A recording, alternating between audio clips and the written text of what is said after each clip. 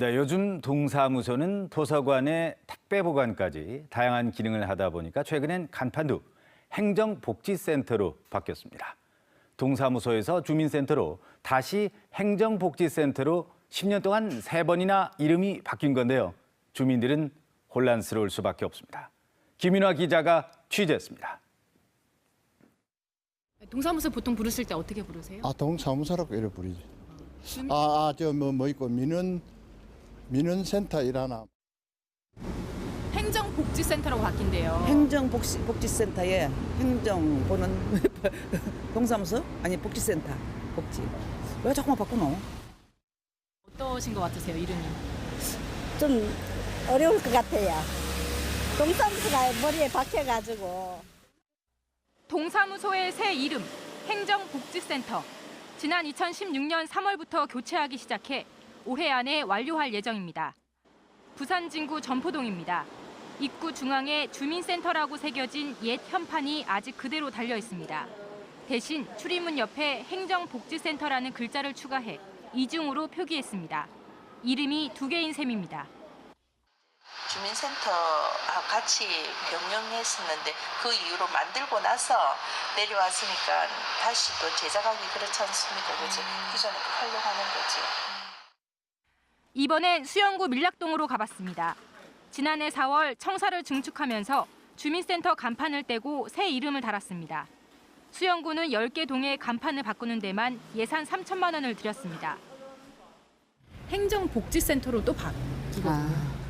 알고 언제부터요? 바뀌었어요? 네. 네, 행정공사. 행정복지센터로 바뀌었는데. 그거 잘 안 보고 다니거든. 동사무소 명칭은 10년 동안 3번이나 바뀌었습니다. 주민에게 친숙한 인상을 주겠다며 주민센터로 바꾼 후 복지 기능을 강화한다며 행정복지센터로 또 교체한 겁니다. 도로 표지판과 홈페이지, 각종 홍보물을 교체하느라 예산은 줄줄 샜지만 정작 정책의 변화를 체감하는 주민은 얼마나 되는지 미지수입니다.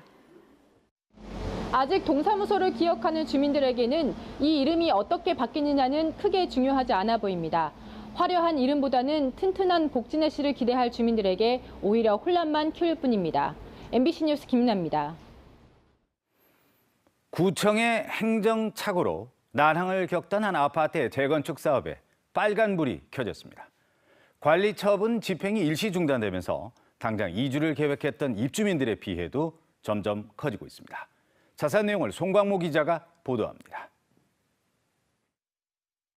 1035가구 재건축 예정인 대연비치 아파트. 곳곳에 재건축 팻말이 걸려 있고 일부 가구에선 벌써 이주가 시작됐습니다. 이 아파트는 지난달 말부터 이주가 시작됐습니다. 하지만 법원 결정으로 이주자금 대출이 묶여버렸습니다. 구청이 내준 관리 처분을 중단해달라며 일부 조합원들이 낸 가처분 신청을 법원이 받아들인 겁니다.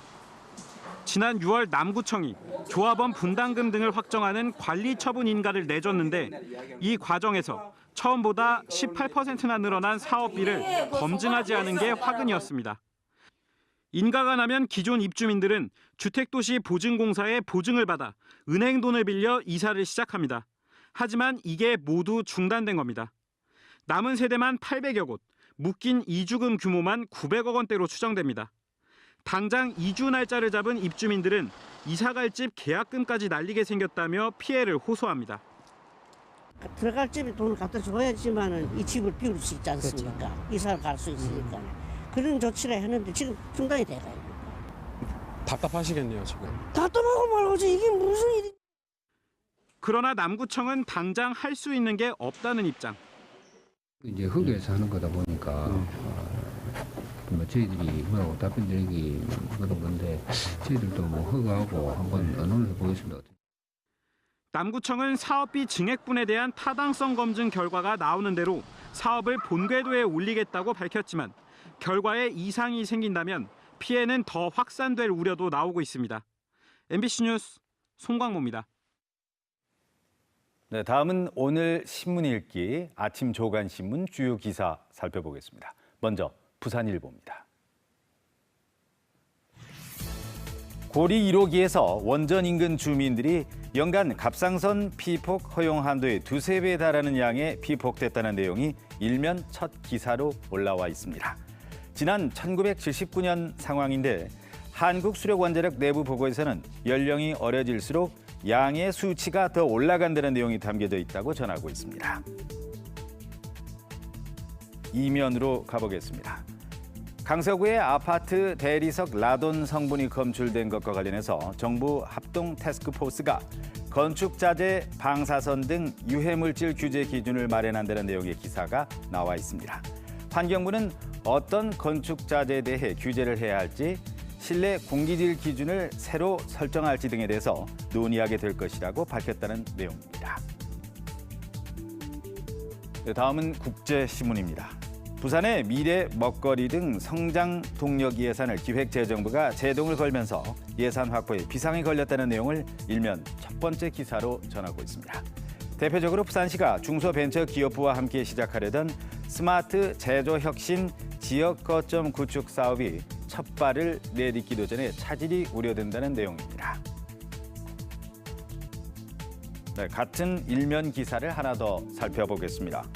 부산경실련이 부산 지역 국회의원의 의정 활동을 평가해서 점수를 매기는데 평균적으로 100점 만점에 51.2점에 불과했다는 내용입니다. 또 국회의원들의 입법 활동을 살펴보면 평균적으로 의원별로 34.2건의 법안을 대표 발의하고 2.8건의 법안이 가결돼 가결 확률이 8.3%에 그쳤다고 평가하고 있습니다. 지금까지 오늘 신문 읽기였습니다. 이번 한 주는 날씨 변화가 큽니다. 겨울이라기에는 다소 온화했던 날씨가 이제 제자리를 찾아가겠습니다. 밤사이 기온이 뚝 떨어져서 전국 내륙 곳곳으로는 올겨울 들어 첫 한파주의보도 내려졌는데요. 남부지방은 비교적 기온이 높은 편이지만 찬바람이 강하게 불어서 체감온도가 낮겠습니다. 아침 기온은 어제 같은 시각과 비교해 무려 10도가량이나 낮게 출발하고 있고요. 한낮 기온은 15도까지 올라 어제보다 조금 낮겠습니다. 위성 영상입니다. 현재 부산과 울산, 경남 지역 위로는 구름이 많이 지나고 있는데요. 미세먼지 농도는 보통 수준으로 무난하겠고요. 중국에 위치한 고기압의 영향으로 오늘은 대체로 맑겠습니다. 경남 지역도 어제와 오늘의 일교차가 크겠습니다. 아침 기온은 대부분 지역에서 5도 안팎에서 출발하고 있고요. 한낮 기온은 양산 14도, 창원 11도, 거제는 12도로 어제보다 3도에서 크게는 7도가량 낮겠습니다. 동해남부 해상에는 풍랑주의보가 내려진 상태로 최고 4m의 높은 물결이 일겠고요. 내일 오전까지 동해상에는 너울성 파도가 넘나들겠습니다. 내일은 오전 한때 5mm 미만의 비가 조금 내리겠습니다. 주 후반으로 갈수록 기온은 더 떨어져서 매서운 추위 대비를 잘 하셔야겠고요. 영하권까지 떨어지는 이번 추위는 주말 사이 절정을 보일 것으로 예상됩니다. 날씨였습니다. 네, 다음은 오늘 하루 부산에서 있을 각종 행사들 정리했습니다. 투데이 부산입니다. 2018년 롯데 사랑 나눔 프로젝트 1만 포기 김장 행사가 오전 9시 30분부터 사직야구장 정문 광장에서 열립니다. 올해로 8년째 맞이하고 있는 이 행사는요. 해마다 부산시 취약계층 가정 3,400여 가구를 선정해 겨울나기 김장김치를 지원하는 건데요. 롯데백화점을 비롯해 부산 지역 롯데 계열사와 부산 여성소비자연합회원 등 500여 명이 참여한 가운데 개최됩니다. 특히 올해에는 롯데자이언츠 선수단을 대표해 김원중, 윤성빈, 신본기, 한동희, 구승민 선수 등 5명의 선수도 함께하면서 추운 겨울 어려운 이웃들에게 더불어 살아가는 따뜻한 마음을 전할 예정입니다. 2018 공직박람회가 오전 10시부터 오후 5시까지 해운대구 백스코 제2전시장에서 개최됩니다. 인사혁신처와 부산시가 공동 주관하는 이번 행사에는 중앙부처 46곳, 헌법기관 3곳, 지방자치단체 15곳 등 67개 기관이 참여해 채용 관련 맞춤형 정보를 제공합니다. 특히 지방 개최를 요구하는 취준생들의 요구에 따라 서울이 아닌 부산에서 최초로 열리는 건데요. 공개 채용관과 경력 채용관, 균형 채용관으로 운영되며 소방, 경찰, 군인직, 외무 공무원 등의 준비 방법도 현장에서 상세히 소개할 예정입니다.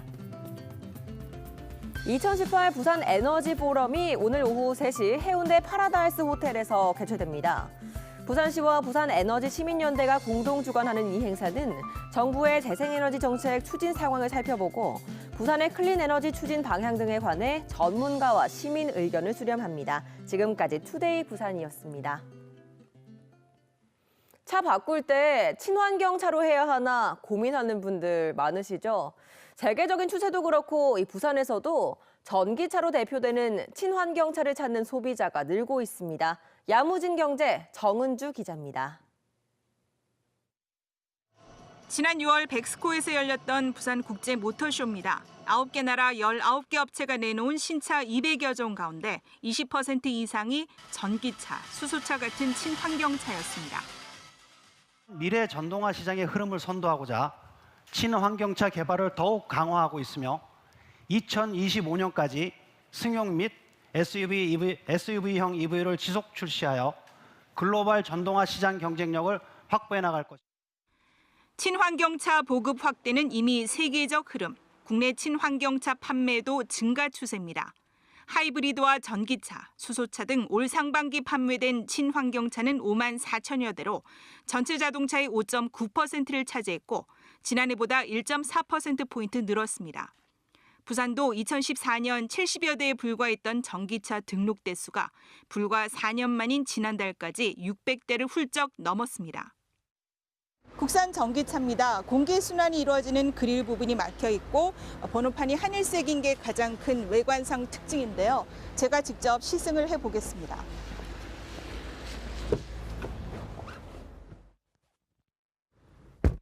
브레이크를 밟고 시동 버튼을 눌렀습니다. 이렇게 조용한데요? 네, 지금 내연 기관이 아니기 때문에 네. 이제 휴대폰처럼 계속 조용한 상태로 유지가 돼 있습니다. 주행 중에도 주차된 것처럼 조용하고 휘발유 등 내연 기관 차와는 비교할 수 없을 정도로 연비도 좋습니다. 부산에만 300곳이 넘는 충전소 위치는 차량 내부 모니터를 통해 확인할 수 있습니다. 하지만 한 번 충전하면 차량별 주행 거리는 200에서 400km. 4-5시간 걸리는 충전 시간이 운전자들에게는 불편할 수 있습니다. 부산의 경우 찾는 사람에 비해 보조금 액수와 신청 차량 대수가 적은 것도 문제입니다. 부산시 전기차 보조금은 500만 원, 800에서 1000만 원인 충청 남북도와 600만 원인 대구 인천보다 적고 정부로부터 배정받은 내년 전기차 보조금도 500대 분량으로 전국 17개 시도 중 최하위 수준입니다. 2, 3년 전에 비해서 문의도 많이 오시고 구매도 많이 이어지고 있습니다. 하지만 생산 물량도 모자라고 있고 보조금도 부족한 상태에서 많이 고객들이 기다리고 있는 실정입니다. 하지만 기존 전기차의 단점을 개선한 신모델이 속속 출시되고 세계 각국과 완성차 업계의 탈디젤 정책이 가속화되면서 전기차에 대한 관심과 소비는 더욱 늘 것으로 전망됩니다. MBC 뉴스 정은주입니다. 일본의 오사카가 2025년 세계박람회 유치에 성공하면서 우리 부산은 발등에 불이 떨어졌습니다. 유치를 위해서는 보다 차별화된 주제 선정 등 경쟁력 있는 전략이 절실합니다. 보도에 이두원 기자입니다. 국제박람회기구 회원국 투표에서 2025년 개최지로 일본 오사카시가 선정되자 대표단이 환호합니다.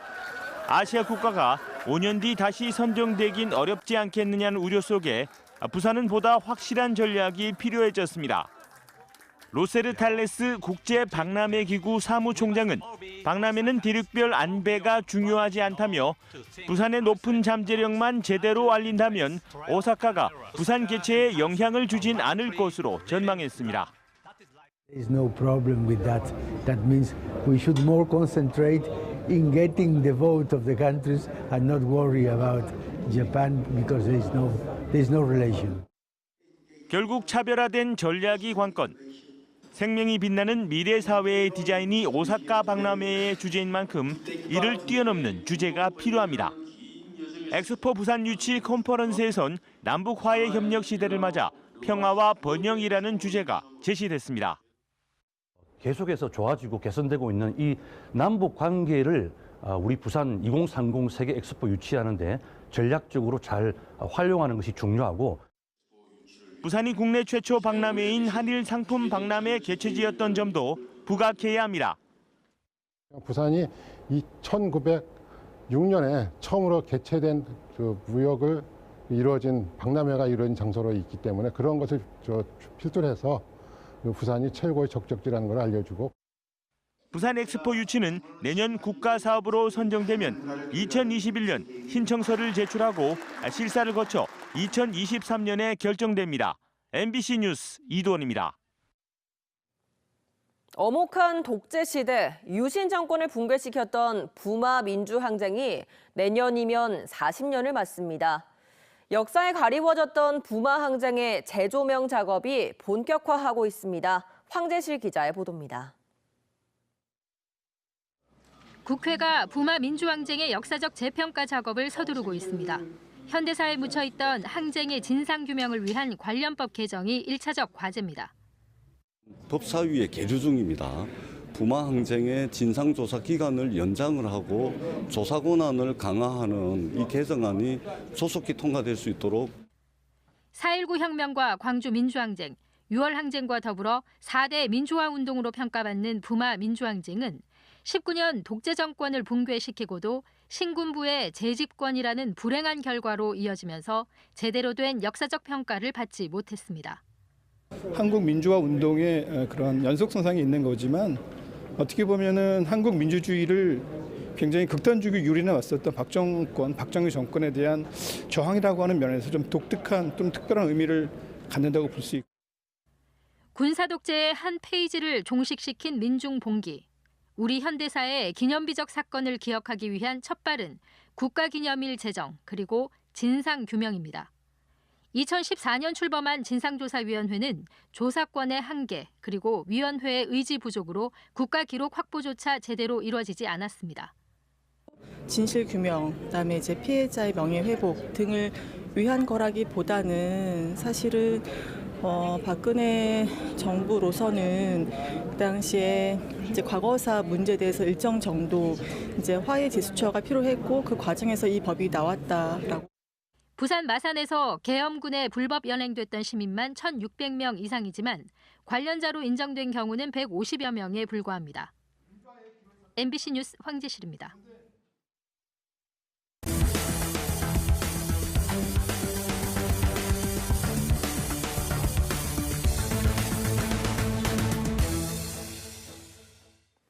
어젯밤 9시 20분쯤 남구 대연동의 한 주차장에서 23살 A씨가 몰던 승용차가 주차하던 도중 인근 음식점의 외벽을 들이받았습니다. 이 사고로 음식점 가스배관이 파손돼 가스가 누출됐고 가스를 마신 식당 직원 2명이 병원으로 옮겨졌습니다. 경찰은 A씨의 운전 미숙으로 사고가 난 것으로 보고 정확한 경위를 조사하고 있습니다. 북부경찰서는 화물차 적재량을 늘리기 위해서 적재함에 불법 구조물을 설치한 혐의로 자동차 정비업자 45살 A씨 등 14명을 불구속 입건했습니다. A씨 등은 지난 2015년 9월부터 3년 동안 경남 김해시의 한 자동차 정비소에서 고철 수집업자 57살 B씨 등 12명으로부터 한 번에 30만 원을 받고 적재함에 탈부착이 가능한 철판 구조물을 설치하는 방법으로 불법 개조한 혐의를 받고 있습니다. 남부경찰서는 관급 공사장에서 나온 수억 원대 토사를 불법 반출한 혐의로 관련 공무원과 시공사 관계자들을 조사하고 있다고 밝혔습니다. 경찰에 따르면 이들은 지난해 4월부터 모 지자체 스포츠센터 신축 공사장에서 나온 토사 5만 7천여 톤을 무단으로 반출해 5억 원 상당의 부당이익을 거둔 혐의를 받고 있습니다. 이에 대해서 관련자들은 혐의를 부인하고 있는 것으로 알려졌습니다.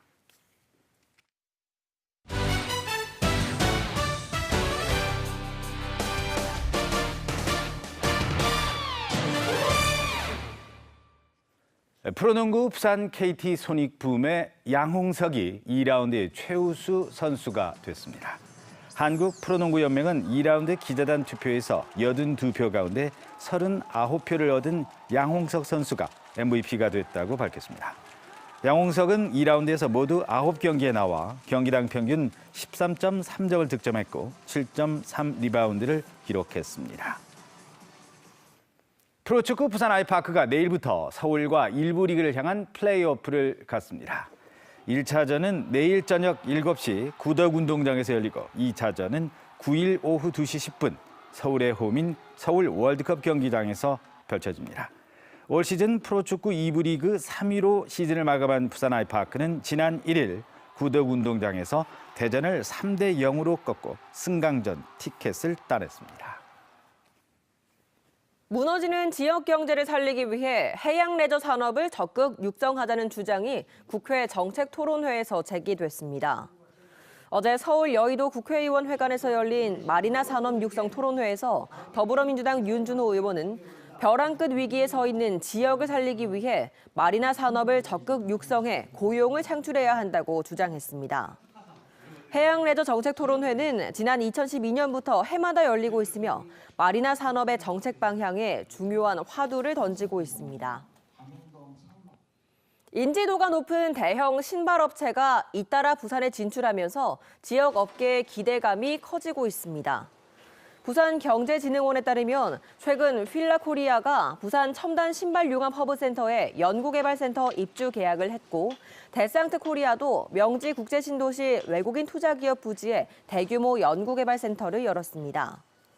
글로벌 신발 업체들이 부산에 연구개발센터를 두면서 관련 인력 양성과 지역 산업 발전에도 큰 도움이 될 것으로 기대됩니다. 부산발전연구원의 노동조합이 결성됐습니다.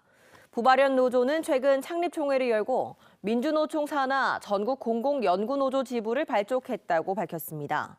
노조에는 선임연구원 2명과 연구직 등 모두 11명이 가입했습니다. 부발연은 최근 시정 용역 수행 기능을 제대로 하지 못하고 부산시 하청기관으로 전락했다는 비판을 받아왔습니다. 이번 한 주는 날씨 변화가 큽니다. 겨울이라기에는 다소 온화했던 날씨가 이제 제자리를 찾아가겠습니다. 밤사이 기온이 뚝 떨어져서 전국 내륙 곳곳으로는 올겨울 들어 첫 한파주의보도 내려졌는데요. 남부지방은 비교적 기온이 높은 편이지만 바람이 강하게 불어서 체감온도가 낮겠습니다. 오늘 아침 기온은 어제 같은 시각과 비교해 무려 10도가량이나 낮게 출발하고 있고요. 한낮 기온은 15도로 어제보다 조금 낮겠습니다. 위성 영상입니다. 현재 부산과 울산, 경남 지역 위로는 구름이 많이 지나고 있고요. 대기 확산이 원활해 공기질은 보통 수준으로 무난하겠습니다. 중국에 위치한 고기압의 영향으로 오늘은 대체로 맑겠습니다. 내일은 오전 한때 5mm 미만의 비가 조금 내리겠습니다. 주 후반으로 갈수록 기온은 더 떨어져서 매서운 추위 대비를 잘 하셔야겠고요. 영하권까지 떨어지는 이번 추위는 주말 사이 절정을 보일 것으로 예상됩니다. 날씨였습니다.